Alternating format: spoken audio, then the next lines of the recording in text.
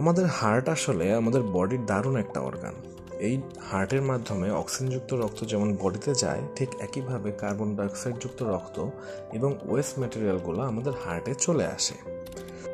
কোনো কারণে যদি এই হার্টটা অফ হয়ে যায়, তাহলে ব্রেইনে আর আমরা রক্ত পাঠাতে পারি না আমাদের হৃৎপিণ্ড থেকে। তো যার ফলে ব্রেইন মরা শুরু করে এবং মোটামুটি 10 মিনিট পর থেকে এমন অবস্থায় ব্রেইন চলে যায় যে যার ফলে ব্রেইনকে আর আগের অবস্থানে ফিরিয়ে আনা যায় না।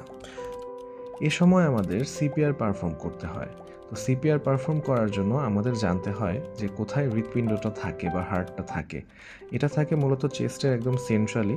তো আমরা যদি একটা ইমাজিনারি লাইন কল্পনা করি, ঠিক এই জায়গায় থাকে হার্টটা।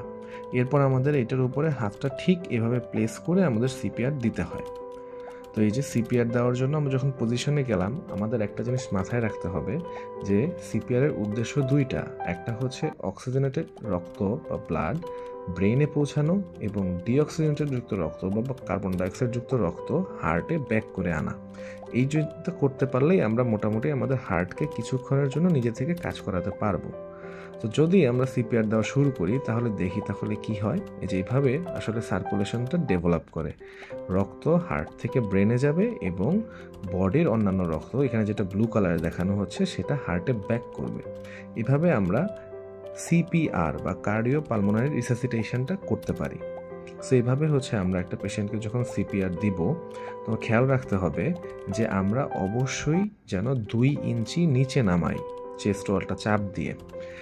এটা হচ্ছে আসল নিয়ম। এবং এছাড়া 100 থেকে এবং 120 কম্প্রেশন পার মিনিটে আমরা যেন সিপিআর দিয়ে থাকি।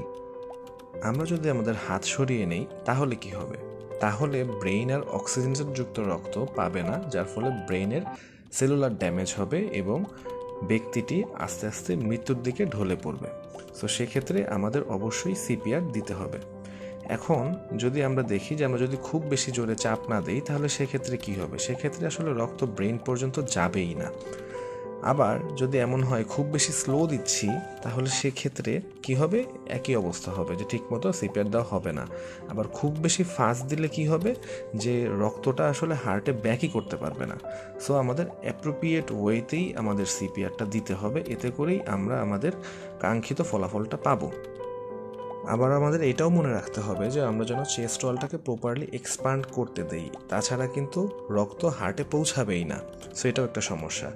সো প্রপারলি আমরা যখন সিপিআর দিব, তো সেক্ষেত্রে আমাদের এইসব জিনিসগুলো মাথায় রাখতে হবে।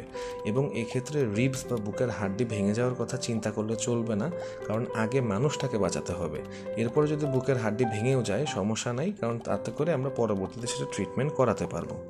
আর অবশ্যই মনে রাখতে হবে যে এই সিপিআর পারফর্ম করার আগে অবশ্যই কনফার্ম হতে হবে তার ক্যারোটিড পালসটা মিসিং বা পাওয়া যাচ্ছে না, তারপরে আমরা সিপিআর দেব।